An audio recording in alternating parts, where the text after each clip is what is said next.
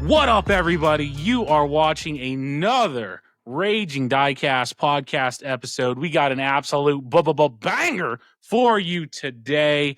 Guys, real quickly, if you could hit the like, hit the subscribe, it really, really helps me out. I want to get that done right in front of the video so you don't skip through it. Hit the like, hit the subscribe.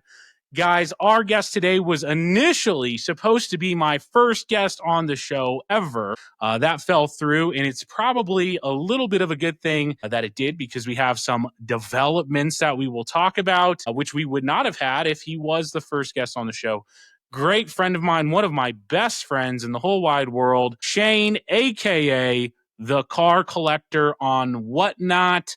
Shane, welcome in. It's so good to finally have you on. How are you doing, buddy? I'm good, Jake. How are you doing today, man? Thanks for having me. I appreciate you having me on the show. And sorry it took so long, but I'm glad we were able to finally make it happen. I think the timing of it is just right. I think it would happen how it should have happened. And we are here. You weren't the first on the show, but you are the first with the new backdrop. So we will count it a first still. Before we get into the developments and the podcast, let's talk about the very, very beginning of Diecast for you. Where did Diecast start out for you?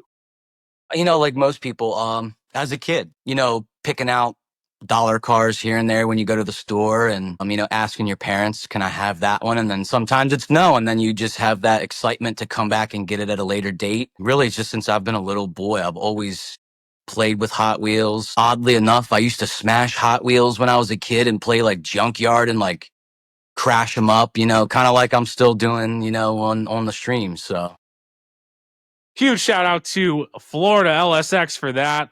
That is some of the best things ever, and I love egging him on too. Like, my dude, you gotta do it. wife is not too happy about the smashing in the middle of the night. That's true. We will add context to that comment later. For now, use your imaginations. Yeah, they're kind of the same for me, and I've talked about it a few times. That's kind of how my parents got me to go potty in the toilet. Is I got a potty seat car, and so I started collecting since I was a little tyke, and here we are now. Now, I do want to dive in, and we'll probably jump all around. I don't have any notes or anything like that. We're, like I said, we're good friends. Just two boys having a chat here. The developments, which are pretty big developments, kind of like the reason why you weren't here the first on the show. What are you doing now, Shane? What's going on? What's new in your life? Quit my job to play with toy cars, Jake. That was part of the reason it took so long to get on here was I was kind of going through just a whole new life setup where I quit my job. I worked for Honda for almost like 18 years or something like that, selling Hondas. I was one of the top sales reps for American Honda in the USA. I had a great career. It was a lot of fun. It was great while I was younger, but now that I've got a family, over COVID, I kind of started buying collections, kind of like we all did. A lot of people kind of got heavier into it because there's nothing else to do. And I told my wife, I'm like, what do you think about me selling Hot Wheels? And she was like, sure, go ahead. And over the last couple of years, I've just been buying like awesome collections, kind of like being picky about what I bought. And I kind of got frustrated with the grind. I was there, 6 days a week on call as early as 6 in the morning, as late as 10, 11 o'clock at night, with customers calling me and, finally just had enough, and a few other factors played in, but I had enough and I was able to kind of plan my exit. And that was my last day was January 1st of 2025. I kind of rode out the end of the year to have like a strong year at Honda, but made it happen at the end of the January, and I haven't looked back since, man. I haven't even gone back for an oil change or anything like that, So it feels good to be my own boss and hang out with the family. That was the biggest thing was seeing my kids more and my wife more. I was waking up and seeing them for an hour before I left, and sometimes not even seeing them before going to bed, most nights of the week. So that was unfortunate. And that was a big push for me to kind of like go on my own and just start selling Hot Wheels. So that's kind of how it all happened. It happened really quick, but I kind of planned for it, if that makes sense. Yeah, you went from being one of the top car salesmen in the nation to being one of the top toy car salesmen of the nation. Slid right in, I know, obviously we had private conversations and everything like that. And I think COVID really, like, with work from home, really amplified, like, I get to be around my family a lot more than if I'm driving an hour this way and an hour that way. And it really helps set priorities. I mean, you have little kids, I have little kids. They're only going to be little once. Like, this is your shot, you know. And if you can make it work, make it work. And I am so proud of you for at least giving it a shot. I know you did like a test run. People probably didn't know what you were doing in November when you had that week off, but you were doing a little test run, seeing how it would work. That was smart. I do think, and I mean no disrespect to anyone else in the selling game, I have a lot of friends. I do think you have been very smart with what you pick up. Um, you know, obviously you're going to get the fantasies with every collection you buy. It's just about, well, not every, but you know, you're going to get stuff that's just not A plus. But your inventory, I've been in your streams forever for hours on end. You have a ton of just great inventory, and it really shows that you are picky. The other thing that I know, and you bought out all of my inventory when I was like, this whatnot thing is kind of, you know, not for me anymore. Cause I was like, I want to spend more time with my family, and whatnot was sucking up a lot of that. You were very fair on your offer to me as well, which, you know, I resold you. You're a reseller. The goal really is to make money, right? Like that, it's your business, especially now at this point. But you still are trying to meet that goal, it seems, of making money, but also being fair, not just completely like, you know, lowballing and trying to get it for as cheap as possible. I mean, you want a deal, but it seems like you try to also be fair in the mix, which is, I think, respectable and speaks a lot about your character. Let's talk about factory sealed cases. For those of you that don't know, that is obviously Shane's kind of his niche. It's a big part of what he does. How many, let's do this. How many factory sealed cases do you currently have? And then total, you know, how out of all the ones you've sold, how many total do you think you've had total? Good question. We just dipped below 70. We had like 71 at one point. And by we, I kind of like call me and my other buddies, Joey and Brian, like we, you know, we're all a big team here. So I can't thank them enough. But we've got just under 70 of them.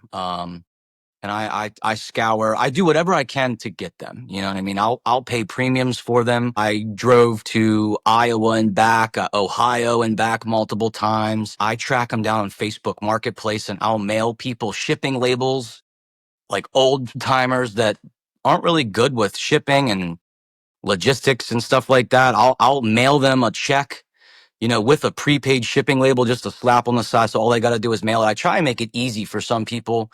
So that's that's been one of the biggest ways I've been able to get them, I think. But they're really cool because it's every single car the entire year, almost every car, you know, all the main cars, you know, the conventions and stuff and the high end stuff aren't there, but all the supers, all the treasure hunts, all the color variations, all the store exclusives that we don't necessarily have near us as well too.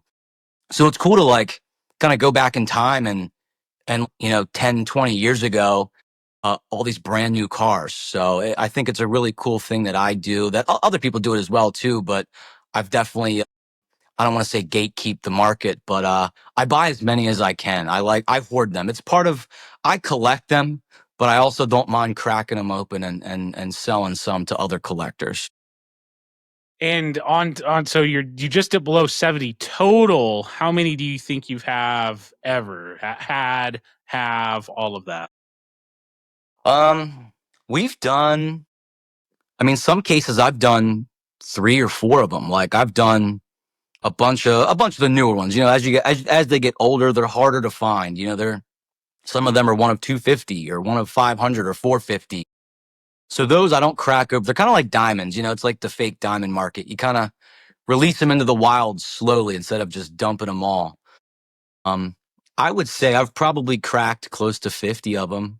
Something like that is my guesstimate, because we've done all of them pretty much except for like '03 to '05. Those are the only ones we haven't done just because of the rarity of those. I do have them, but I haven't cracked those open yet. But other ones, we've done at least 2 of each one, I'd say. So probably in the ballpark of 50. That have already been cracked open and sold. Cracked So open, that would yeah. be like 120 if my math is correct off the dome piece there. That is Something like that. Yeah.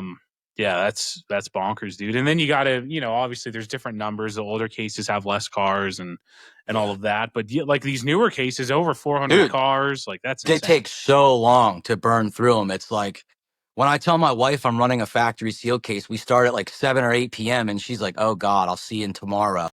Because I mean, they take 7 to 8 hours, like, fast paced selling to get through them in 7 or 8 hours. I mean, if you're slower, it's easily a 10 to 11 hour sale. When you're talking 400 to 500 cars in some of these bigger, newer cases. Yeah, ask me how I know. I did 3 2024 sets. That was after a while I was just like, 15-second sudden death, bundle the fantasies together, whatever. Let her rip, brother.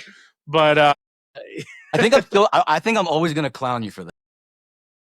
hey man, I was number 2, 3, and maybe even 4, bro. Okay. You're a maniac. You're a maniac. All in a week's time. I think I doubled my overall total sales of whatnot in a week. It was insane. Yeah.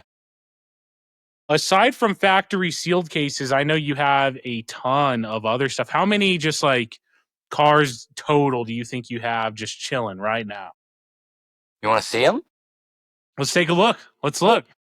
My guess is, it's tough to know exactly how many we've got, but we really pride ourselves with our inventory and how organized we are, because we're one of the only sellers on Whatnot that can handle like immediate call outs. Other people, I think a lot of people definitely try and cater, but I think we're the fastest, which helps being organized as well too. But I would say we've got closer to somewhere in the ballpark of, I would say 350,000 cars in stock, somewhere in that ballpark. And that ranges from Hot Wheels to Matchbox. Thanks to you, I still have a couple hundred mini GTs, which came from your collection. That was one of the big reasons I came out to you, just to I like to diversify my inventory or collection, whatever you want to call it. It's kind of a mesh between the both. I've got a little bit of everything. Obviously, I love Hot Wheels the most. Most of us love Hot Wheels the most. It's where we all started. I think that has the biggest like cult following as well too. But yeah, somewhere in the ballpark of 300,000 cars. Yeah, I mean, because we're Everything over looking here. Go ahead. we're looking at all those bins, but that's not even looking at. I mean, you see a couple factory sealed cases, but then you add on 70 factory sealed cases on top of all of that. Can you see it all right? Yeah, I could see. All right. So these are all the cases. We have a little like wall set up. This has been the most convenient setup. We have all these factory sealed. This is one of 250. We've got 2 of those. One of 250 every single year. And it goes all the way down. We've got this little back wall. This is where Joey lives at during the shows. This is his little domain back here. But yeah, these are all too high. We've got some more over here as well too. And then we just set up these new racks over here. A couple more hiding over there, if you can see those. Another one up front. Obviously we're running out of room for these things. I've got another like 15 of them in my basement, and it runs all the way along the bottom of the sold racks.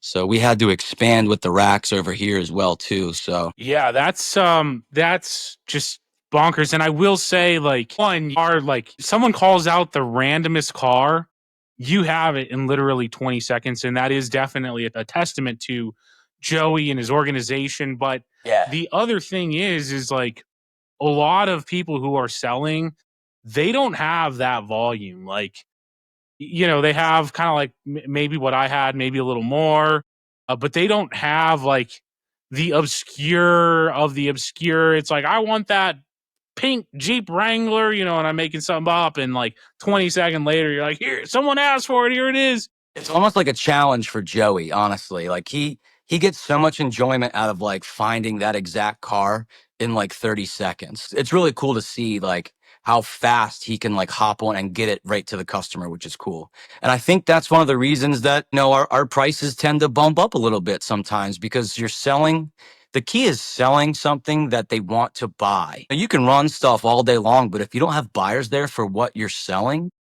if no one likes what you're selling or collects what you're selling, you're still going to sell it, but it's not going to go for as much.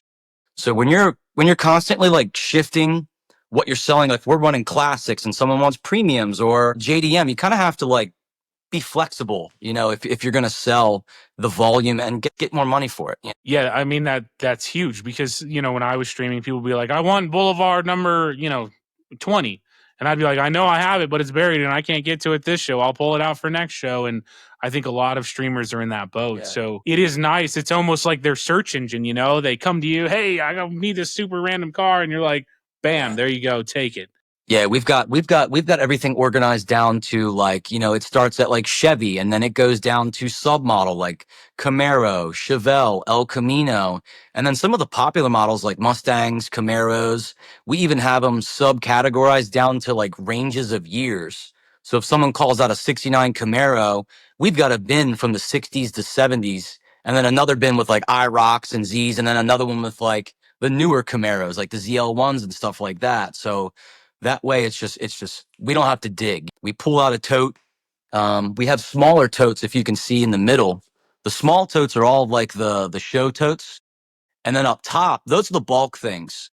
So we take all the bulk stuff and then we refill the small totes. So we try and have like 1, 2, or 3 of all the bangers, the bangers, in the small totes, and then kind of restock them from the big totes up top. So you have multiple of the same car, but you maybe have 1 or 2 in the like pull now bin, and then the rest No are point in just having 20 of them, in that bin, they're just selling the same thing over and over and over again. Yeah, that's all stuff I'm not running an operation like you, and I never was, and I think that's why you're you and I'm me. I'm And sitting that's here okay. fat and happy. There's a seller of all sorts on Whatnot, which is really cool.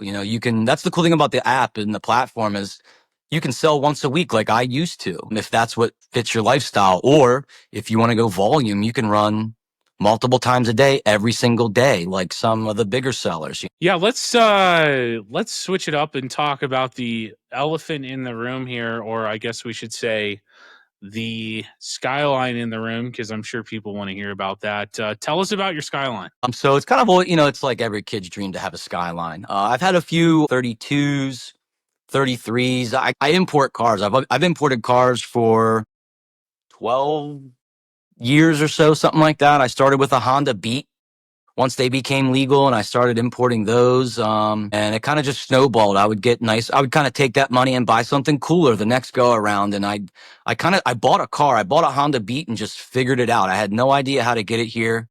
At one point I got stuck for like a month. I had to get like a Japanese certified translation from like a Maryland judicial court system. And I thought I'd have like a $3,000 lawn ornament, or like a little track car or something after that. But I figured it out and I started importing cars for fun. I think it's a cool thing that I do because I've always been involved with cars, whether it's like selling cars or like going to car meets.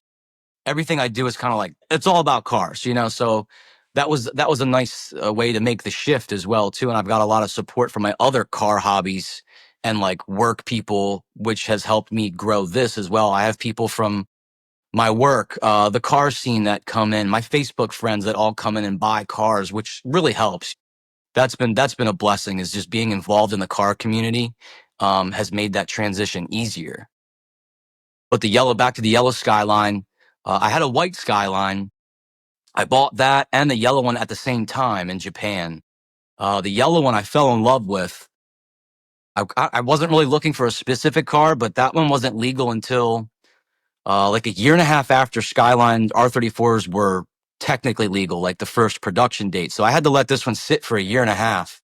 So I bought this one first, and then I bought the white one that I used to have on my show and drove that basically just to fill that void, that R34 void for the first 7 or 8 months. And then I was able to ship over this one. That one's been here for a while now, but I've just been so involved in kind of getting my business set up and stuff like that. I still haven't even titled the car yet. It still is in Japan for all the US knows, you know what I mean?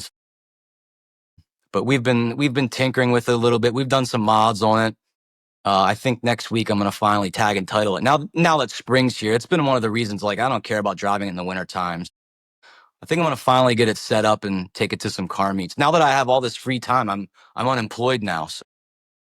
Self-employed, my wife says. Yeah, and then the other car obviously sitting there, that's Acura TL Type S, boosted, right? And then that one, tell us the history of that one. I think it's been in a couple magazines. What's the deal with that one? Yeah, that's kind of like what got me like started like on the, I guess like the social media aspect of car stuff. I've always been a Honda person or import person. I like if it's got a motor, if it's got wheels, I like it. I think it's cool. I roll my window down for muscle cars or rice burners driving by. I just like to hear engines and stuff like that. And I had a Civic Si that I got from work, a 2012 back in Honda, and I bought that so that I could take that off the street. The reason I got that was I totaled my '07 Honda Accord V6 6-speed hitting a deer. And so I only had that for like, man, it was like 40 days or something like that. So I was on the mend for 6 months. I broke my leg and then I was able to buy the TL. And I started like, that was always my dream car. That was like my attainable dream car. I always saw the red ones and the blue ones driving around, like that real bright blue when they come in. And I was like, I'm going to have one of those one day. And I finally was able to get it. And I drove it for a little while. I started doing bolt-on mods and stuff like that. And then I bought the SI so I could decommission that. And then I boosted it. Joey was actually the one. We had a couple sodas late at night. And he said, you won't. I said, watch this. And I sent the guy a half deposit right there on the spot for the turbo kit. And I don't know if it went uphill or downhill from there. But it's kind of like propelled me into the car community. My Instagram is at Turbo TLS, which I probably will be changing soon. That's going to be kind of tough because I kind of got set up in the cars with that. But I boosted it. I've been through a couple turbo setups with that thing. There's not a single thing on that car I haven't touched or modified or taken apart on that car at this point. But it's unfortunately broken right now. I've shredded a couple transmissions on that car. And I kind of got like involved with the diecast and COVID and had kids and I just haven't got it back on the road. JK, people always mess with me about it when it doesn't run, but I'm going to get it back on the road. I think this year, that's going to be one of my big goals now that I'm off is getting that back on the road and dropping some coin on that car as well. Yeah, definitely a couple of bangers. Had an extra B there for them. Man, the amount of times that people ask, well, what is the car? Is that really an R34? Dollar start the yellow car. It's kind of a meme at this point. We mess with them. Oh, it's a green screen. It's an Impala or, whatever. And so, yeah, I mean, this is like, if you were out of the way, that is your whatnot backdrop. So obviously very, very eye catching. I mean, you throw up a Hot Wheel there every now and again, but you don't have much better to look at than that backdrop right there. Talk to us about the taillight. The taillights. Well, we were doing a daytime show and my grandpa was over here and we were farting around and it was a Volvo mainline. Here, I'll show you. It's this Volvo mainline right here. If you can see, it's this Volvo. What is that? Like a XC40. It didn't sell. We ran it. We do the graveyard here. So when stuff doesn't sell for like $2 or $1, we launch it into the middle of the garage. Sometimes we smash it. Sometimes we bang it on the ground.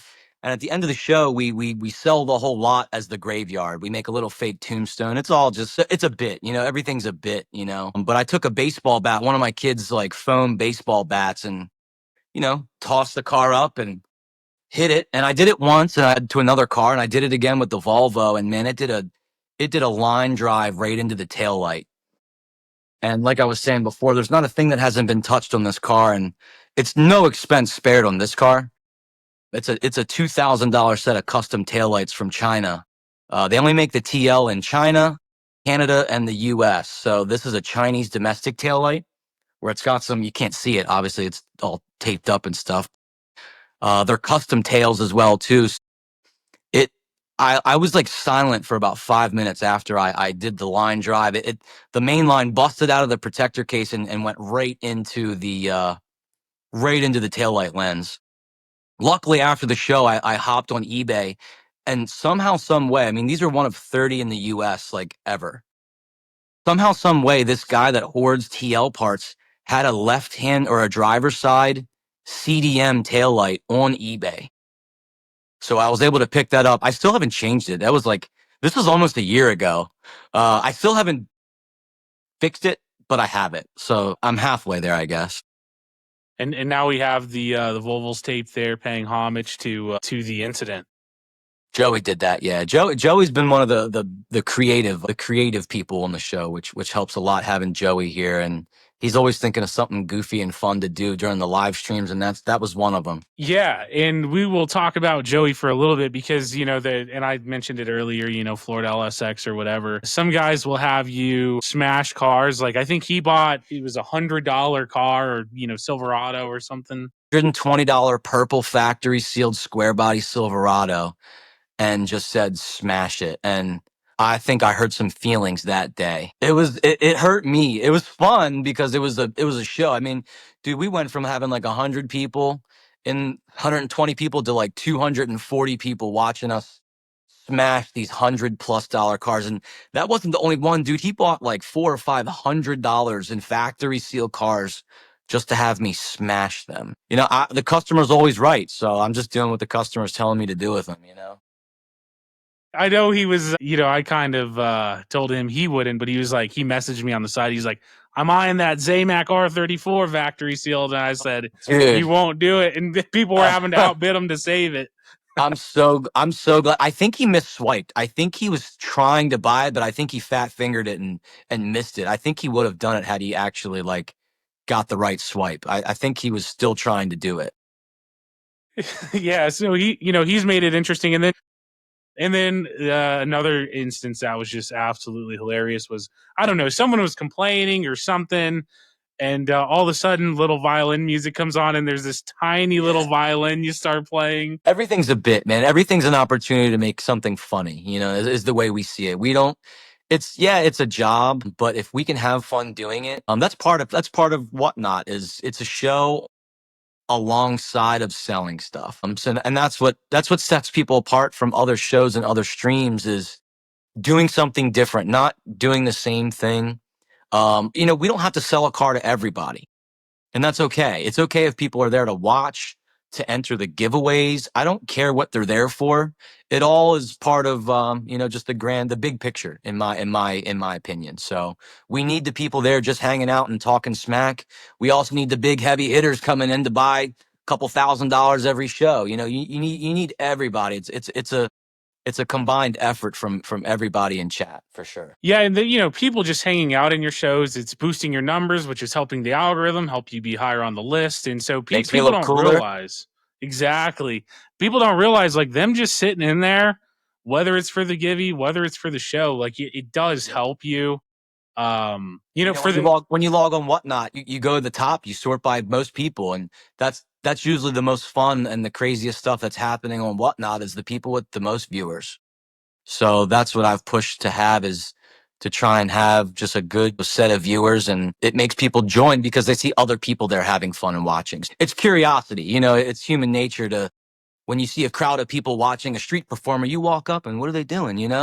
It's the same concept. Yeah, and that's you excel in the entertainment more than I ever have. But I've said, for while I was streaming, now I'm not streaming, like, there's at any given time 40, 50 other people throwing up Hot Wheels. Why do they want to watch you over the other 40 people? And I think that's something that you obviously really excel at with the entertainment. It's like, if you watch a gaming streamer, are you watching someone that's like dull and boring, or are you watching someone that's like exciting and gets you going? Yeah. Pretty much the same thing. And, I've caught myself swiping for fun for some reason. I don't need the car, but I'm just having a good time swiping. And here we are. So yeah, there's that. Buying your own collection back. Yeah, I sell you it and then buy a couple cars. What am I thinking? I needed them for my pictures that I'm taking, I guess. I don't know. Look good. They do look. That pink one looks really nice. Yeah, it did come out awesome.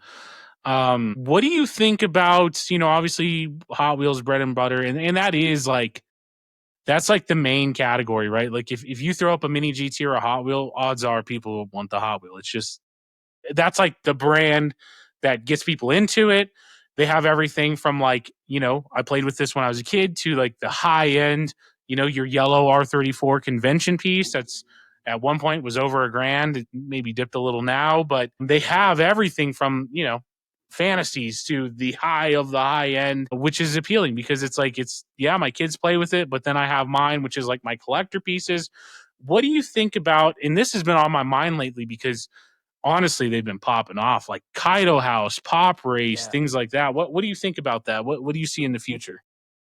They're super cool. I mean, I definitely think Hot Wheels is here to stay. They're not going anywhere. But man, for 20 to 25 bucks, sometimes less if you catch a stream that's sleeping, 14, 15 bucks on some of these Kaidos, it's the best bang for your buck as far as like attention to detail and just like the way it feels, like in your hands. And you turn the Kaido over and it's got that neochrome titanium finish on the bottom. It's got the roll cages. It's just the attention to detail for 20 to 25 bucks. You can't go wrong. I'm not a big fan of resin stuff. I think resin stuff is cool, but ultimately when I collect a car, it's a car. It's meant to roll. So that's how I see things. I mean, there's a market for everything, but I like cars that roll. I still love seeing the resins, but those don't do as much for me. But I'm definitely a big Hot Wheels head. But it's kind of like Hot Wheels definitely bridges the gap. It's where people start and then they get bored, or they want something that looks more high end. You pull out a main line. Some main lines can be 30, 40, 50 bucks, but they look like the rest of them. A mini GT or a Kaido or some of these other ones that are coming out now. Some of these like Japanese brands are really cool the way they look and package them. And I think that helps them sell them for more as well. The packaging, it pulls that premium. Some cars, like, I don't think they're the best quality, but the packaging sells them for sure. Yeah, one thing I've noticed specifically with Kaido, and I don't know if Pop Race is with what they're doing, they might be hot on the heels of Kaido, but to me, I would say a year ago, it was like you buy a Kaido for $20, you sell it for $20. That how it goes. But it's really started popping off, like the red NSX now. That's over $100 non-chase, just the regular one. The Hornet, the R34 collab with, like, they're really popping off. All the older ones, especially, popping off in value there. I think more and more people. My thought process is more and more people are getting into them. They want these older releases, and the way Kaido does it is you enter your pre-order, and that's all they're making. So if there's only 3,000 people collecting at that time, that's what's there. That's what was pre-ordered, and that's what you have to work with. To go back on that, I think that's one of the reasons people are leaving Hot Wheels as well, too. RLCs, dude, I mean, at one point they would make 10,000, 15, 20,000. And now, I mean, you can't even buy an RLC that's numbered anymore. So I think that exclusivity and that like production number has people chasing that as well, too, because it's like, a lot of people buy stuff because it's cool, but a lot of people buy stuff to retain value. These are collectibles to a lot of people, to a lot of adults. They're toy cars to kids, but they're collectibles to a lot of adults. So I think people chase that one of 500, one of 1,000 ever made, because Hot Wheels isn't providing that. And I think that's a big problem with Hot Wheels. You're seeing a lot of people venture out to other brands where they can get like that exclusive release. It makes them feel like they have something like rare, these new Hot Wheel RLCs. You don't even know how many there are. There's probably 100,000 of these new RLCs that get dropped. They're going on sale. They're sitting there for a week, and they're on the website 2, 3, 4 months later, still in stock. And I think that's where Hot Wheels they're losing people by doing less numbered stuff. You kind of have to bite the bullet and buy a convention ticket and an airplane ticket and go to a convention to get something that's 5 or 10,000 ever made nowadays. You're not going to find that with Hot Wheels, I don't think. Yeah, and Brendan Vituski was on the podcast, and I talked to him about it, and it was like, even if you're increasing your production numbers, people do like the number because it is a collectible and it makes it feel collectible. Like, whatever the number is, I'm number 48,327 or whatever. And it just, like, it doesn't feel like I went to the store and bought it. And so I did kind of express that. But I do think you're right. Like, if I'm not going to get a numbered car, why wouldn't I just pay five? Well, RLC's gone up in price. I think Kaidos have too, actually, by $2 as well now. The latest pre-orders I saw. But, pay $27 for this thing that's not numbered, or pay $22 for this thing that's not numbered. And, probably less because there's less collectors in it. Very, very well done. I mean, they are very stanced and wide body kit and all that, but that's really in right now. If you're into that, very detailed roll cage seats. I know a lot of customizers will dissect Kaidos to pull the seats out, the roll cage. The engine bay is all detailed. Worth the $20 to grab a couple pieces off of, because that's what 3D printed pieces cost anyway. To go buy an engine or some seats or a roll cage, it's The going to cost you. wheels, the wheels are Yeah, nice too. and I think that's a big. I think back to Hot Wheels. I think they're losing people on quality control as well too. If I can go get something for $25 that's mint, that's it's like impossible to find an Air Kaido. You find them once in a while, but it's weird to find a Hot Wheel Air. I mean, people literally collect Hot Wheel Airs because there's so many of them, and you're seeing these like Supras with the blisters that are popping off, those McLarens where the doors were like weren't staying on. The paint's bubbling and it's doing all this different stuff. And, you're paying the same price for these Hot Wheels that, one, aren't numbered, and two, they're not the quality that you expect that you can get at other brands as well. Yeah, let me see what I have here. But all that said, I still love Hot Wheels. You know what I mean? I can't drop them, Yeah, the one thing with Kaido that does happen, and I do think they've worked on fixing, and you'll see it on this one, but like this car right here, I had the chase of this. I had a bunch of these. The Hornet, very detailed, engine, very detailed interior, deep dish wheels, like literally everything you want. The one thing that happens is you can see it like right here is the rubbage. I've heard that their packaging, yeah. Yeah, and I have a red NSX too, and it has the same issue, a little bit of rubbage. But they have put, I don't know what it is. It's like a softer plastic. It's almost like a piece of tape they've put in there now to try to prevent that. That is kind of the one thing that bugs people. Is it like, I had someone message me on WhatNot. I sold them a sealed Kaido, and they're like, "Dude, it's got issues." Like, bro, how? Like, okay, Sorry, like, heads. And that's one of the things. That's one of the things you have to respect about these smaller brands. They're listening to the customers as well. If they, they're hearing what people are saying about them and they're trying to fix them. Whereas Mattel, it's just like, oh, another RLC that doesn't even have a freaking bubble or any bubble wrap. It's literally just a box with a piece of tape on the outside, and it's just banging around inside there. There's no protection. It's just all that. These little guys are listening to the end buyers, which I think people also like and respect as well. yeah, and I've said it before, and I'll say it again. I think, well, they have to, right? Like, if they want to succeed and draw more buyers, like, you have to listen to the people who are buying from you.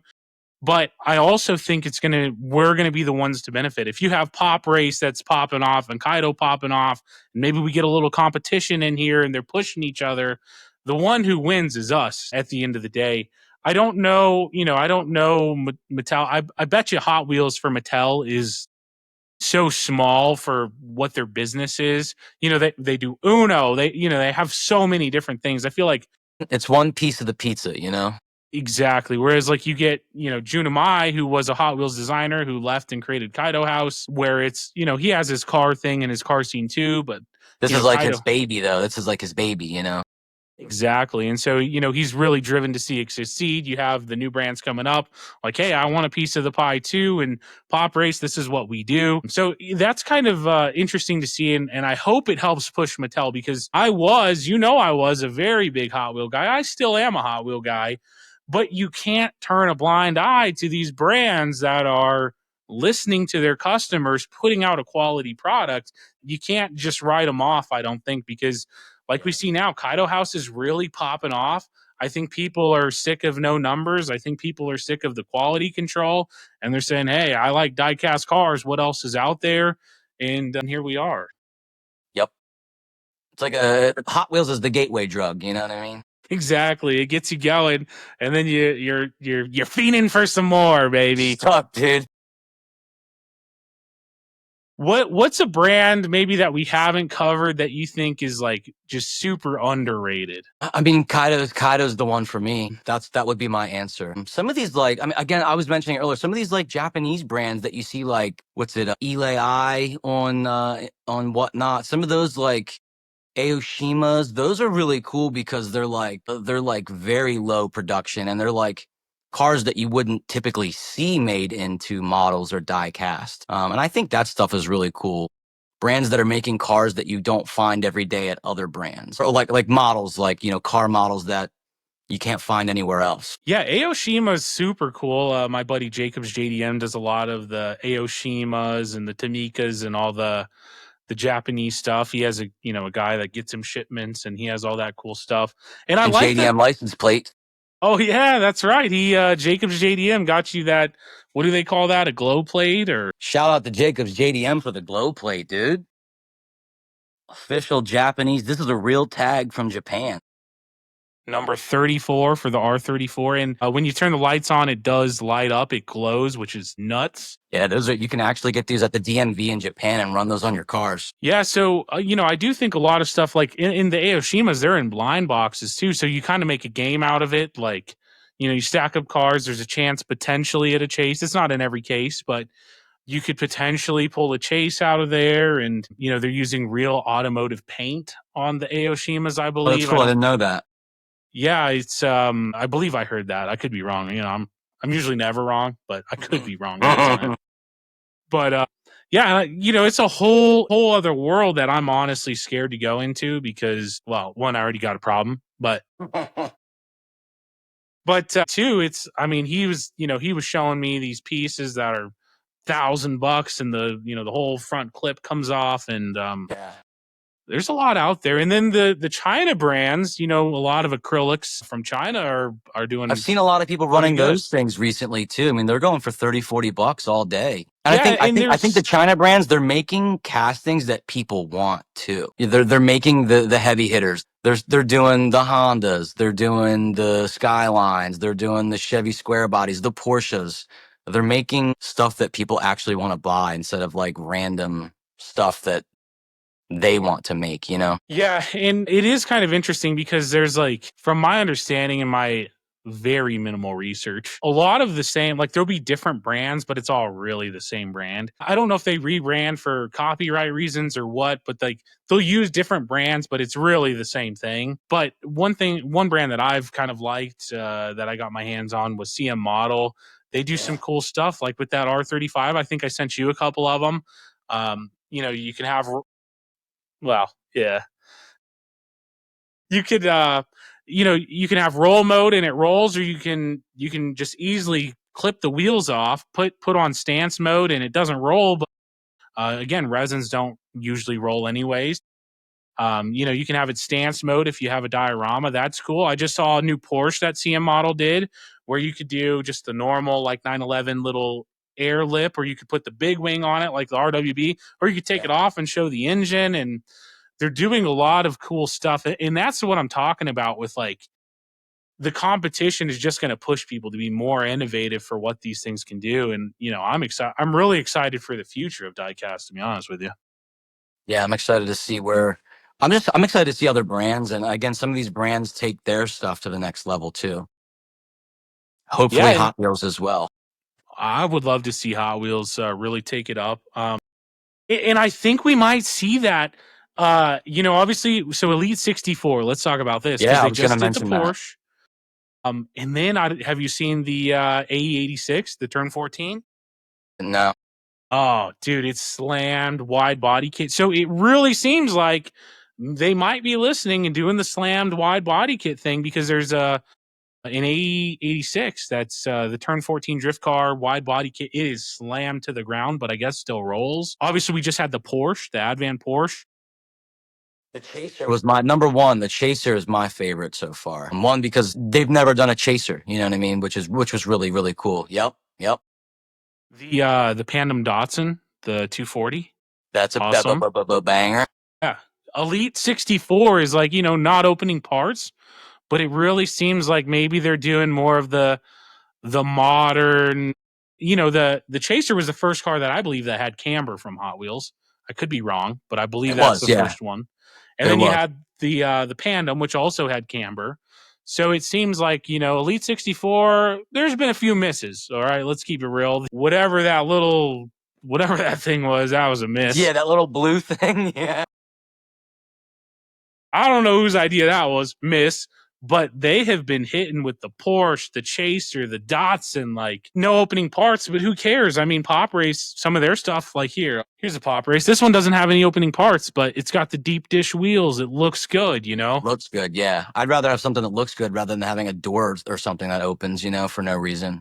Yeah, exactly. So I am really excited to see what's happening with Elite 64. Once we get off, you got to look up that A86 because it is sweet. I think My Guy Collectibles had one or something. Yeah. The Turn 14 rep gave them to him. But so while that might not be RLC, we have another avenue that does seem like. I mean, they dropped a Taco, the Tacoma, which Tacomas are hot. And what I liked about that was the whole new customize, yeah. The whole concept, build your own truck, how you want it to look, build it. Oh, we can't forget about the Freightliner, bro. Oh, yeah. Yeah. I'm mad I didn't buy more of those. I think people were like, what's this going to do? And then all of a sudden it just like tripled in value. Yeah, man, I'm kicking myself because everyone was like, oh, dude, it's like 25% off or whatever. And I missed it, but I still got the hauler, but I missed the deal, which it still worked out fine in the end because they're 150 now plus. I did hear rumors of a potential like cab over type hauler. So I don't know. We'll see. I'm really I think there's a lot of energy behind the Elite 64 stuff because they've been putting out some bangers. I'd like to see those have some like moving pistons like on the ramps and stuff like that. Like some of the other high end models you can get for $150. Like DCP first gear. Have the moving pistons and stuff where you can adjust the ramps and they flip out with like the little like race decks where you can like ramp up onto them. It's all stuff like that. Yeah, just it all goes back to I think people now are not satisfied with just the car. Like just they want cool stuff. They want more realistic. They want just kind of more moving stuff, more detail, more attention to detail. So yeah, I'm pretty pumped about all that stuff. What we don't talk about your collection too much, but what would be your favorite car in your collection? Favorite car in my collection? Man, I'll show you. Hold on. It's not what you would expect. Well, I knew what I was expecting, so I gotta find it. Hold on. Wasn't ready for this one. Oh, here it is. Here it is. What brand do you think it is? What brand? I'll give you a guess. Give me 4 options. Okay, give me a hint. It's not Hot Wheels. It's not Matchbox. It's not Jada. It's not anything that you would expect. Is it that little RC car thing? What's that called? No. It's the Muscle Machines. But it's my exact Acura TL. And this is a SEMA exclusive. So you would think they like literally modeled it after my car, but they didn't. This is a SEMA exclusive that they came out with right when the TL came out. And they modified it. And I didn't even know about this. And like the bumper is completely different, which is what my upgraded bumper has. It's got the supercharger on the inside. It's just like almost like an identical replica of my car as a SEMA exclusive Muscle Machines. This took me like years to find. There's some guy on eBay that guy who has all those Acura TL parts, I think he has like a search set up. He buys them as soon as they hit eBay, and I can never get one. And then he puts them on eBay for $400, which I'm just not paying that. I was able to snag one on one of the Acura TL forums finally for like $60, like a reasonable price. So that was like my grail piece to have like my car, which was really cool. And especially a casting, like you don't see Acura TL castings ever. But to have an Acura TL that looks like mine was just kind of like the completion of, if I could have anything, that was it. Well, are you going to put the big chrome rims on your car and the side deco? I've had the big chrome rims before. Did you really? I had, they were like Weds, Crons, Bosreas, if you know about those, like stancy wheels. I had the big ones on there, but I went with a little more race theme with the turbo setup. Yeah, I think that's the play. The big baller wheels, maybe. Heavy. Yeah. Well, and then you talk about, rotational weight and everything else, which I'm tired of polishing like the chrome lip. I was so over that because I have like upgraded brakes and they just like piss dust everywhere. And I was just tired. I was tired of cleaning the chrome rims like every week. You're probably the guy that has the picture of him hanging out the window with the rag, in his wheel, polishing his dish. I think my friends have done that. What do you like about the hobby? What do you like about Hot Wheels? I like that. Again, there's an avenue for everybody. And our shows are, they support that because we've got people that come in that just buy Camaros.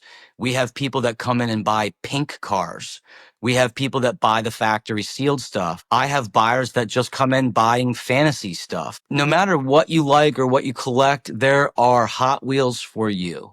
And that's what I think I like about Hot Wheels as a brand, or just collecting the most, is there's everything. Like my daughter, when she was younger, she would come out to the garage and just get red cars. All she wanted was just red cars. My son comes out here, he just picks up all the trucks, and it starts at that early of an age where, kids are deciding what they like and don't like. And we're at this age and still deciding what we do and don't like. And you can dive into the deep end off one simple little thing, but still have hundreds or thousands of cars that you've got to get to complete that collection off of something just so small like Corvettes or Mustangs. I mean, there's thousands of them. Datsun 510s, all that. Show him your Hypermite collection, bro. Dude. Banger, dude. Dude. Hold on, dude, you want to show them? Dude. Do you think they're ready for it? I don't think so, but we'll show you the regular PC. This is, this is all stuff. My PC is revolving. There's some stuff that stays up here forever.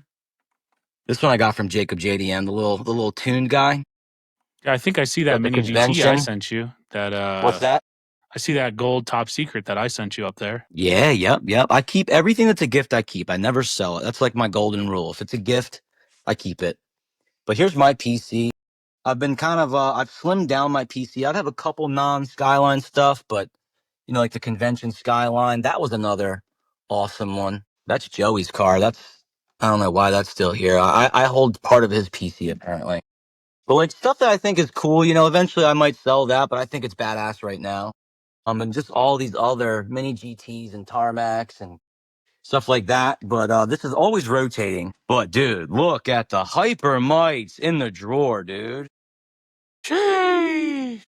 Only one we're missing is the convention. If anyone has the convention Hyper, hit me up. Hit them up. You know where to go. Hit me up. We got a second drawer. We got airs. Dude, we got airs. We have different color logos, different numbers, different color wheels. Dude, just got the little angry one. All of them, man. It's just the 5-pack even. Backwards little fellas. And that's what you were talking to. And I thought that was a great thing to pull up, is like, say you, for whatever reason, really like that car, which apparently you do, because it's a banger. But there's, the avenues you have to go to try to hunt down every one. The 5-pack. You had is there an RLC one, or what's that one in the little, did I lose you? There we go. Sorry about that. Can you hear me? There we go. Looks a lot better. There we go. Sorry about that. No, all good, dude. So as we were saying about the Hypermites, absolute bangers. But what I was getting at with that was, like you were saying, is, one tiny little thing can open this whole other door. Like, say you like you came across the Hypermite, you really liked it, and you're like, I want to collect every one. Well, now you're trying to hunt down the 5-pack, and then you have that. Is it an RLC, or what is that one in kind of like the oil can thing? Well, that's like a Christmas one. Yeah, we have that one as well, too. I don't know where that's at, but we do have that one as well, too. Yeah, and so then you got to try to find that one in the 5-pack and whatever. So you are right that, like, you can come into Hot Wheels and you can like the Hypermite. And then, trying to chase down all of those is a whole new rabbit hole. Yeah. And you have that with literally every single car, unless it's like a new casting, then obviously you don't. But like for me, the Datsun 510, I was trying to chase down every single one. And, there's obviously a lot of high-end ones of those. And now you have most of them or whatever. Kind of started as a joke. We made the Hypermite like a mascot one day. And it kind of just started as like a joke. And then it just snowballed. Like, oh, we got another one. We got more. And like, wow, there's a lot of these stupid little things. Like, let's just see how many we can get. And then we put them in the drawer. Like, why do they have 2 entire drawers in my toolbox where like the nicest of nice stuff should go? But it's just 25-cent little stupid cars, It's kind of Well, just then it's more of a joke at this point. the nicest of nice is in those two drawers, brother. Don't you worry.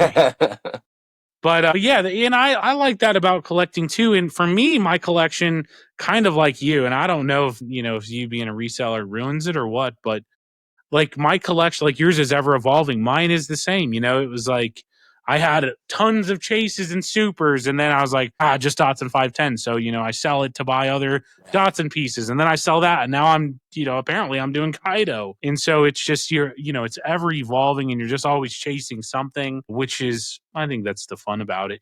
Just My motto is like I've physically held it. You know what I mean? Like I've seen it in person. I've owned it. Once I've done that, like I don't mind letting it go until the next person.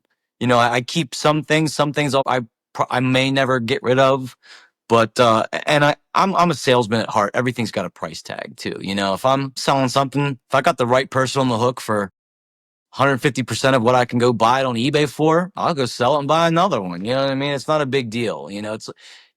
I've come to this realization recently after, like quitting my job and all this stuff. It's just stuff. It's just stuff. You can't take it with you. We're at the same place at the same time as all this stuff in the world, and we're kind of just meant to hold it for now and on to the next person that holds it in a different lifetime or world or era. yeah, you did. I think everything does have a price tag with you because you sold the mascot, the Honda scooter, the Falcon Honda scooter that you had. It was like a little fold up little scooter. Someone The Moto Compacto. they called your bluff, and now it's gone.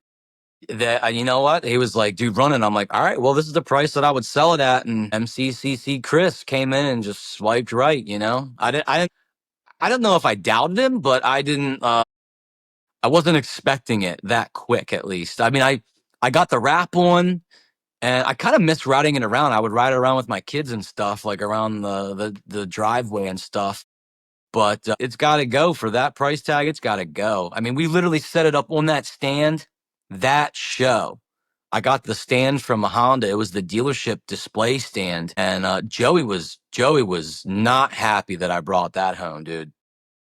He was like talking about like chopping it up and like making it smaller, and I'm like, dude, just relax. Like it was huge though. It was like 8 feet tall by like 6 feet wide by like 4 feet deep. Like it had no business being in here. So it's kind of a good thing that it's sold, but it was definitely a surprise that we sold it that quick. Yeah, it was the first day of the display because I was like, oh wow, a display now, and it's gone. Yep. MCC Chris, wild man, that's for sure. Yep. Let's talk Joey and Brian. So I know obviously Joey, his kind of thing, one is off stream organizing, keeping everything organized and looking good and where you can find it. And then two, on stream, finding cars for people. Does Brian ever come over and say like help tape blisters or whatever, like as you're running the show, Oh, just to yeah, help with Brian. packing when it's over? Yeah, Brian's an equal part as well too. I mean, Joey's definitely the backbone. Like, I mean, he keeps me straight. He keeps me sane. He'll call me out when I do stupid stuff or, start getting upset, or whatever. He's there to definitely make things go smooth. He organizes all this whole wall that we've got over here, which is cool because he's also the one during the shows on my side that's pulling the stuff. So when the guy that's organizing it is also the same person pulling it, it makes it just that quick. Brian is actually my next door neighbor. Like our properties are side by sides. We kind of like hit it off right away. He was a car guy and saw me building this garage, and all of a sudden I got 17 cars in the garage or the driveway the day I moved in. And he instantly came over and and it clicked. And we had mutual friends. He's a little older than me, but we had mutual friends. I think I kind of revitalized his diecast addiction, and he was always a car guy, and he went and bought an Integra shortly after. I had an Integra out in the driveway and Hondas and stuff like that. And but yeah, Brian is on the shows as well. Brian is on the other side over here. So we've got Joey on this side, like by the inventory. Brian's on this side. He's the one who's like putting in cars and protectors, taping blisters, catching my errors. When I'm moving so fast on the shows that sometimes I slip up and put the wrong sticker. and he's catching that stuff and he's setting up all the sold stuff over here. And then he also does come over and pack as well too, which is great the way we've got it set up. Joey's 3 miles down the road. Brian's next door. So we can all they have the garage code. They just come over. I mean, like, there's so many times where I'm out going buying collections or just I'm inside catching up on some sleep where these guys are out here in my house just chipping away and getting packages and orders and cleaning. And they'll come in, like, I'll be like, when I was at work, they would come over and just clean the garage for me. It's little stuff like that I'm very, very appreciative of. And I think that's what makes us, one of the best, is also having these guys to help me out as well too. So I can't thank the people that help me and support me. Not only them, but like my wife has been supportive. My family comes on the shows. People probably think I have shill bidders, bidding up stuff, but honestly, dude, it's just my family and my friends are all buying stuff and doing local pickups. I've got friends that come over during the shows, which is kind of adds to like the atmosphere. We've always got someone's always cracking open the garage door and walking in. So I've got a lot of people that really support me, which is I'm very, very grateful of. Bro, you got to tell the guy that only brought one pizza, he needs to bring more than one pizza. That was well, that's John. That was messed up. But he's the chip hookup, dude. He's the chip guy. But we could even run a slice of pizza, bro. It probably would have gone for more than a lot of the cars. We've sold pizza rolls. We put pizza rolls in protectors. We've done, what's it called? Tater tots. We've run chips. We do it for fun, Again, everything's an opportunity to be like a bit or like a little skit, you know what I mean? We've sold pizza rolls for 3 pizza rolls in a diamond protector for $17. Like, it's stupid, but it's all just part of the fun, Yeah, no, I mean, you definitely have a good thing going. Looking to the future, do you think the garage is big enough? Or are you going to build like maybe a little like warehouse to store more stuff and maybe have like a little maybe a little storefront people local could stop in? What's the future look like? I don't ever really plan on having a storefront. I think that with the internet nowadays, you just don't need it. It adds a lot of overhead. It adds extra employees to stay open. I mean, you want to be regular. You want to be able to be open what your Google hours say you're open. You know what I mean? You also have to deal with theft. People walk in and they pick up a car and roll out, tuck it, in their shirt or their coat, or double up a car. We all hear about it at Walmart, people double scanning stuff. It's theft. That, and it's like overhead utilities. I would have to go commute. You could find something local, but you're still driving. The beauty of what we do is I'll come out here and do a show. I'll go inside, have dinner, come back out in 2 or 3 hours and pack up, go back in after an hour or two and come back and chip away at it again. The lure of doing this was being at home. So I don't see myself opening up a storefront. I have a 20-foot long shed out in the back that we keep extra supplies and stuff up in the attic. My entire attic above the garage. So I've got an attic up top there with like an access door above us where we keep all the extra shipping supplies. So we've kind of expanded out, but I could definitely use more room. But I think what makes the show is just being in the garage, man. I'm not going to lie. I think that's part of the show, is just being an average Joe in the garage and just messing around, having real cars. I think it would get too businessy if I got like a little corporate space or something like that, like in a strip mall, or I think it wouldn't be the same effect. Yeah, the only time I think it would really work is if you had land, you needed to build a big steel barn or whatever to store extra stuff, maybe just section off a space and then you have it anyway, it's your property and maybe your friends or local people can stop in, but other than that, you're right with the storefront. Like most, I mean, on whatnot, you're slanging 500 cars a show. That's not going to happen in a storefront in a day. And that's the beauty of selling diecast is I've got, in the garage, we've got, 300 plus some thousand cars here. We can stock $1 million in inventory in a 30 by 40 garage. Whereas any other business model, it's tough to have that much inventory in a small space like this, which is why we've gone up. We've got big storage racks that go all the way to the ceiling. So we've maximized vertical, storage on both sides. We just added these racks because we were out of rooms. I do plan on doing like a pole barn, but Wife's got to get the deck first. We're still working on getting the wife the deck. And then I don't get a garage until she gets the deck. We've been hearing about this deck for a while, so I'm thinking we need to get this thing built. Hopefully dude, I think if I don't this summer, I'm in trouble. Well, you better hop on after this and get to slanging, man. Got a deck to pay for. I know.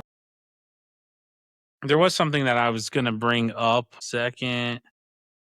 Oh yeah, let's talk strategy. Like, what is your overall business strategy when you're buying collections, when you're selling the cars? Like, obviously you're doing it full time, so you have to be profitable. That's number one. What is like your whole goal? Obviously I don't think you have, talking to you, you don't have an account set up at a distributor. You're not buying, you're not paying wholesale.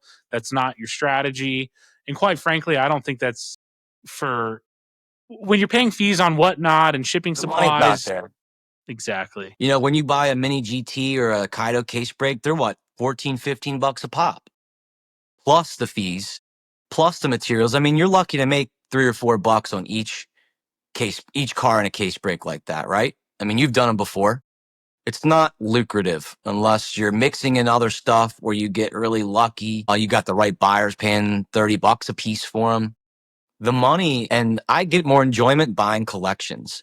Going and buying, like when I came to you, I bought a U-Haul worth of cars home. I think I brought home 40,000 cars that run between you and you going around the swap meet and us video chatting, and just buying out tables and posting on Facebook. That's what I like. And the way I see it, I kind of picture everything as like everything in my inventory costs $1 to $3.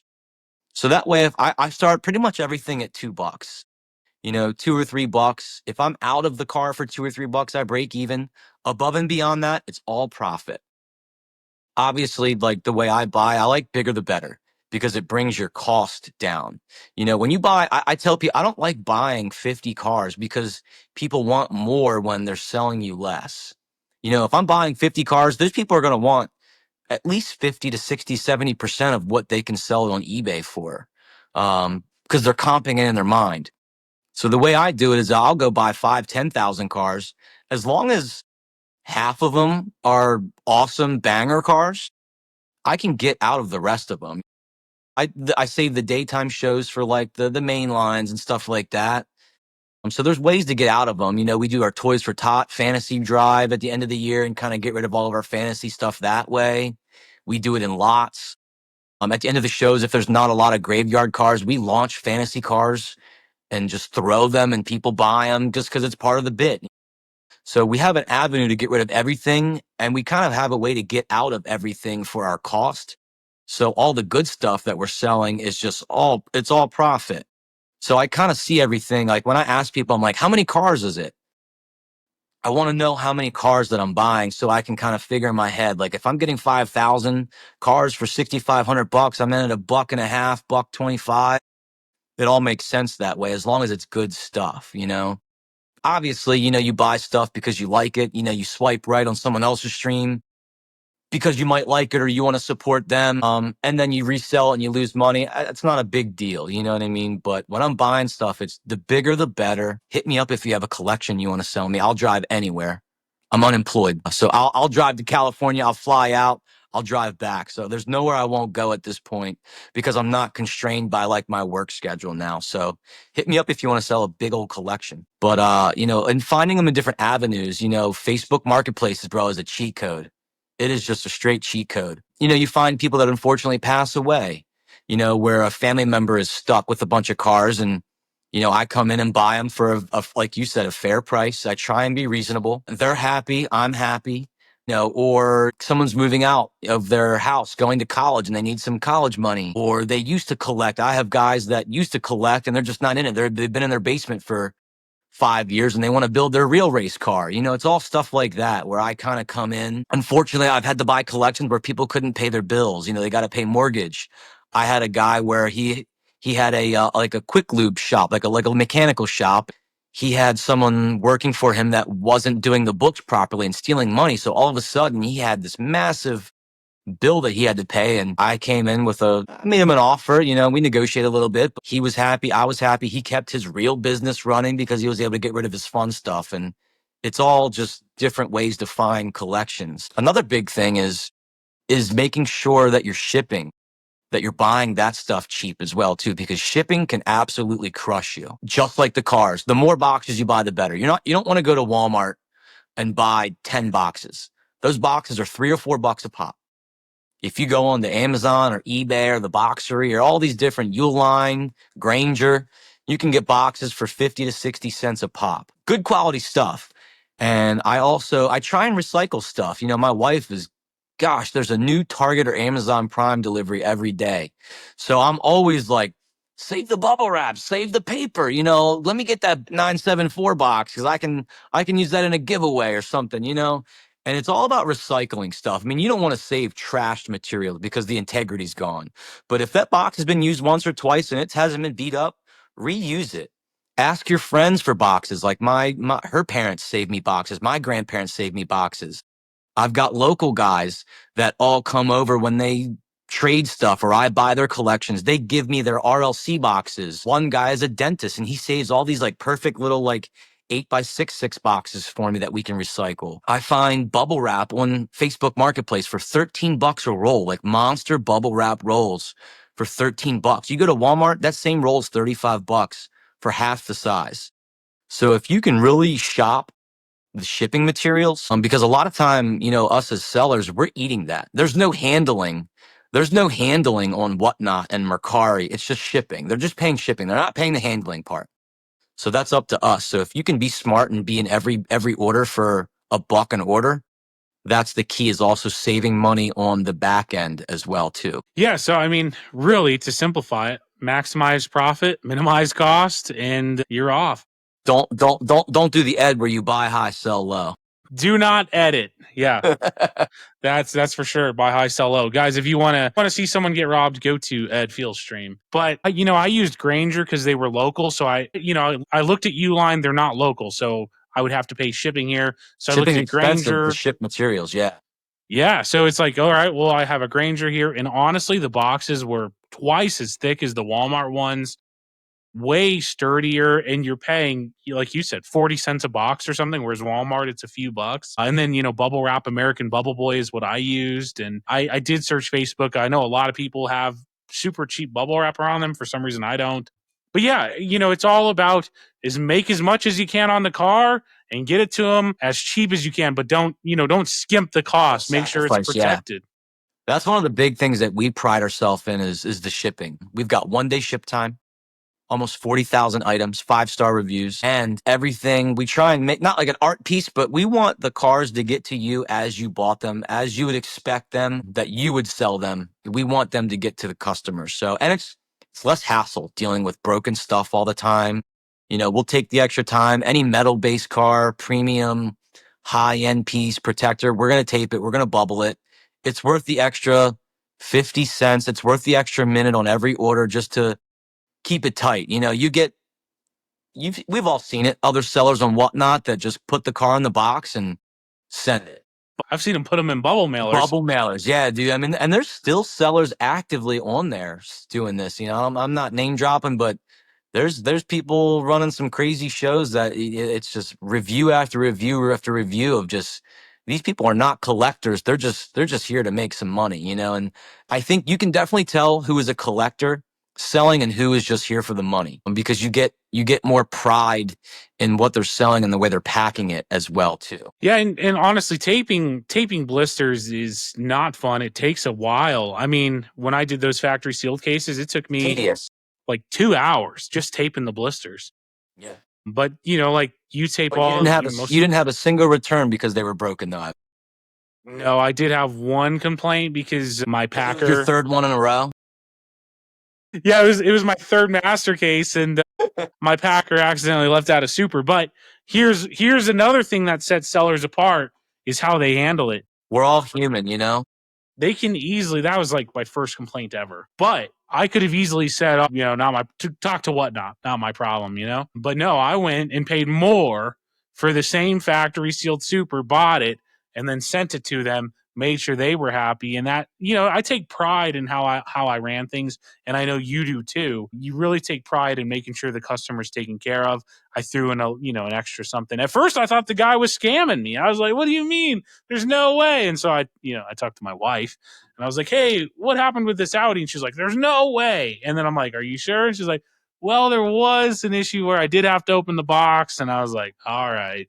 We're all human, and if you address it and you correct it, and that's part of selling. It's part of being a business owner, is correcting mistakes and just taking it on the chin. You know what I mean? It stinks, but it's a cost of doing business. And we've had people where their first order unfortunately got messed up, but we figured out how to make it work. We were able to like cross shipments where like the other person who got the wrong stuff shipped and they swapped, or I just replaced it, or I've had them where, hey, next show, I sent them a $20 bill in their next box to cover their mess up.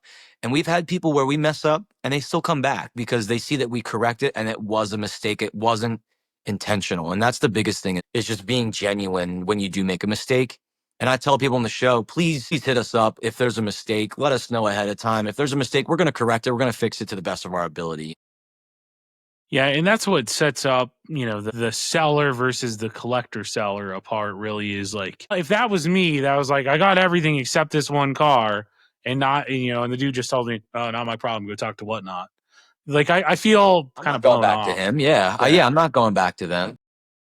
So, it's you definitely take pride in everything that you do. Now, I was going to cover it. You kind of already did.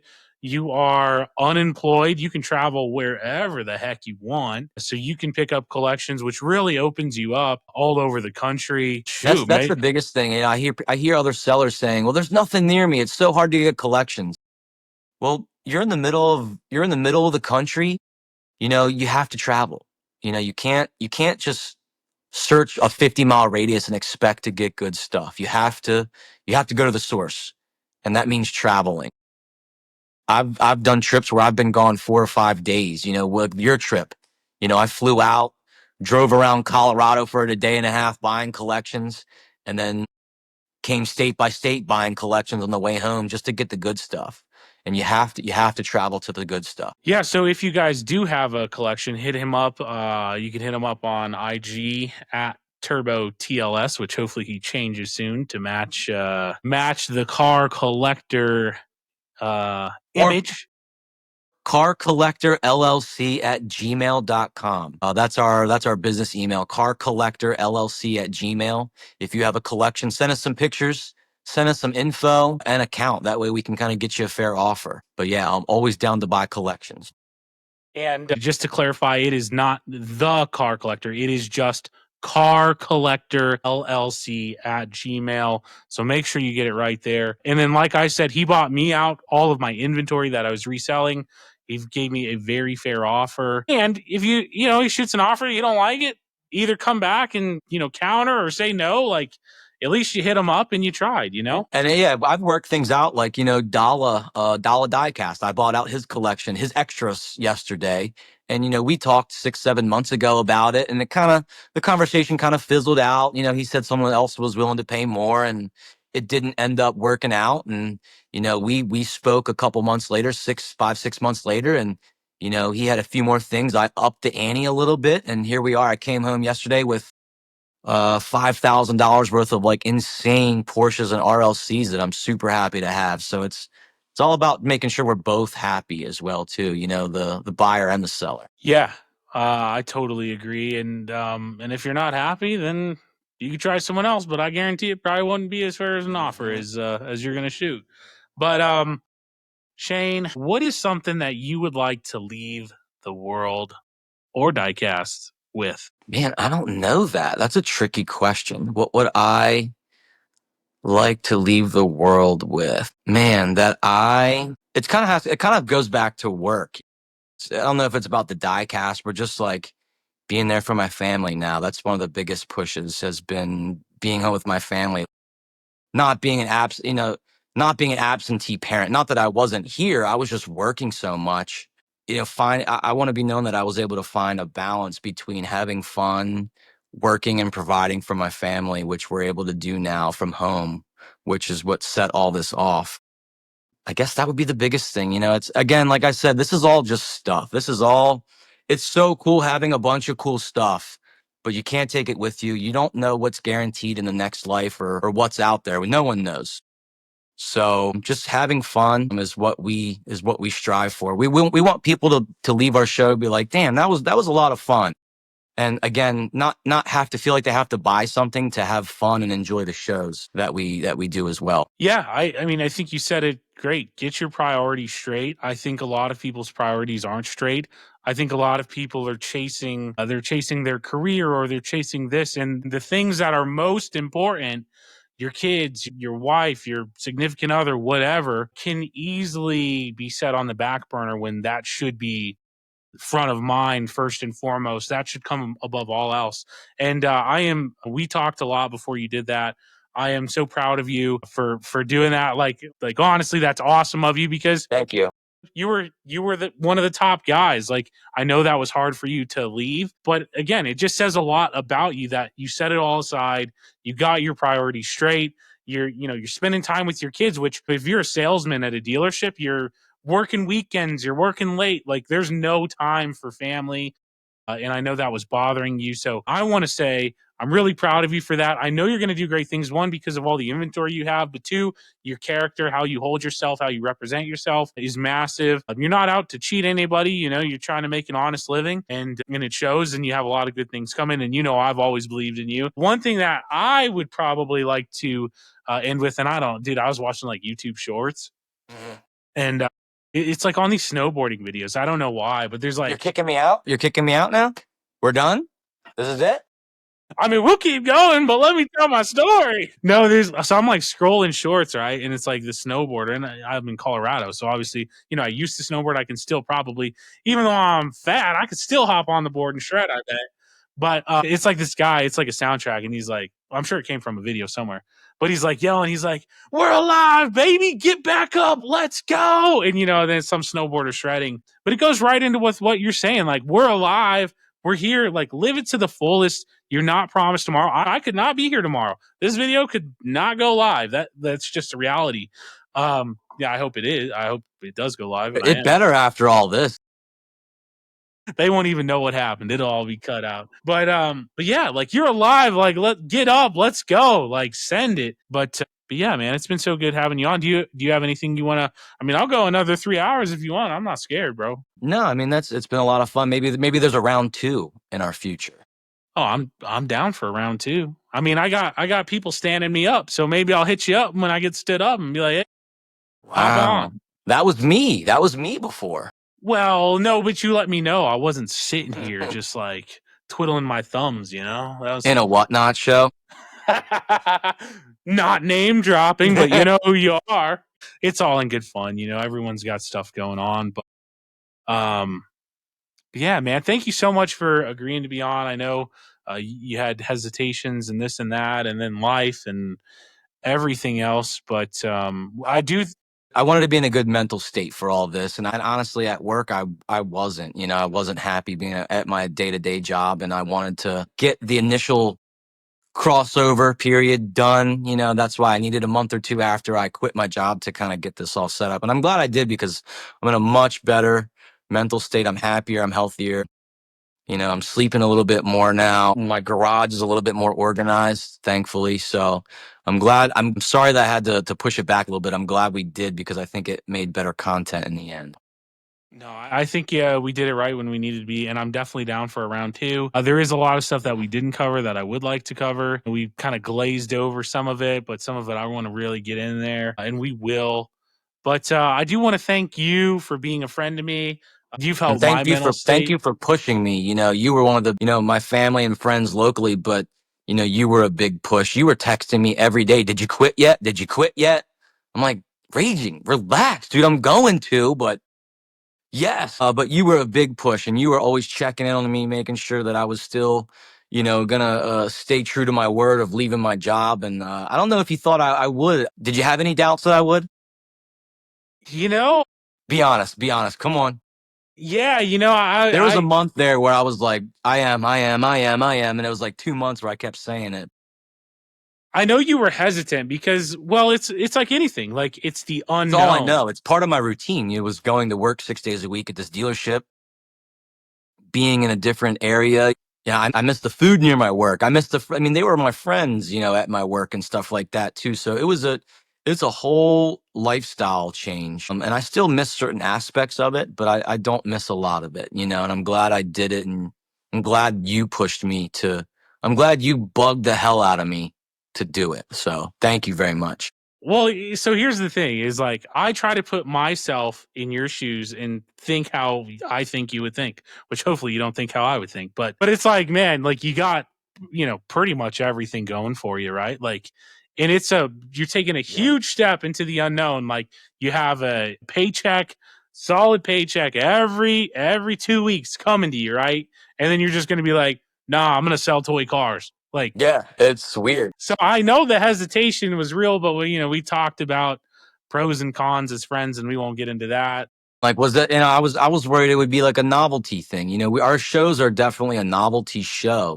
Being every Saturday night, and it was kind of like the place to be. And I didn't want it to like fizzle out. But I think that now that we've gone full time, I don't think we've fizzled out. I think we've only gained momentum, which is good. I agree. We're picking up new customers. When you're running the same show every Saturday night from 8 to 2 in the morning, it's most likely very similar people tuning in. You're not catching people who work nighttime shift or people in other countries, or just people who buy during the day and that want to chill at nighttime and get off their phones. So now we're able to capture all these new customers and these different audiences that we weren't able to before, which I think has catapulted us into the next level. Yeah, well, and people sign up at different times new to the app, looking to buy, looking to see what it's about. And obviously, I catch that new buyer. Yeah. obviously the more you're on, the more opportunities you have to have someone, hey, I'm new to Diecast, or I'm new to WhatNot, I'm here to spend some money. You have the opportunity, the more you're on, to kind of catch that and have them be a part of your family, which I do think that's a big part, and I think that's where you excel as well. And man, we're about to have podcast number 2 right here, is community, brother. Feeling like you're a part of something, I think is so, and that's another thing that we've talked about that really sets just the seller, the guy that's there to make a buck, versus the collector. Like, the WhatNot community as a community for Diecast is very strong. A lot of my best friends, you, Jacobs JDM, Low Code Automotive, Closet Slanger, Janie, the list goes on and on. I could sit here all night naming all my friends that have come from it. The Diecast community is tight knit in a way that I haven't seen on Facebook, a way I haven't seen on Reddit. It's a very, very tight knit, but there are people who don't want to be a part of the community. They're there to just do the sales.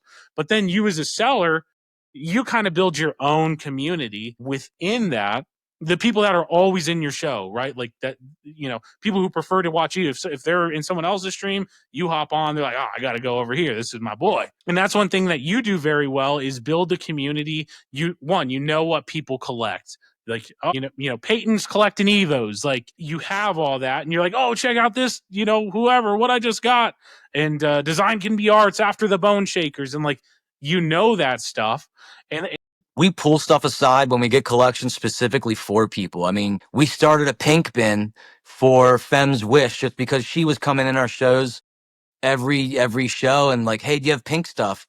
And we've literally just started a bin. We start bins for people. We have bins full of cars that we think certain people would want to buy. We have an Airplane John bin. We have a pink bin. We have all these other bins for people that we know that would buy this stuff. We don't want to sell it to other people. We want to give these people the opportunity to buy it. Jay calls me, JK says I'm a savant when it comes to remembering cars. I couldn't remember what my wife told me we're doing this weekend, but I can remember what someone collects that they told me a year ago. It's weird. Maybe it's selective. I don't. probably because this weekend's my birthday weekend, and I still don't know what I'm doing. Happy birthday. I'm a March 2. Well, yeah, what are you? March 29th. Oh, 21st, baby, for me, turning the big 3-0. Yeah, dude, getting up there. Dude, you got those AARP mailers coming in yet? Yeah, dude, so get this, bro. So we bought our house, and they have the same last name as us. We've been getting their mail for 3 years. The post office cannot fix it, bro. because it's like it's the same last name, so they think it's us, but it ain't us, you know. So yeah. My advice would be don't buy a house from someone who has the same last name from you. It looks like you're getting the time the check there, so we will end it there. But guys, keep your chin, or in my case, chins up. We got a couple there. It ain't like mine though. Oh, I pulled a muscle, dude. But man, I love the heck out of you. Thank you so much. Oh, I was gonna say, you've been a friend to me. I went through, a weird time, and you were there for that, and you probably don't even know it. But thanks for being a friend to me.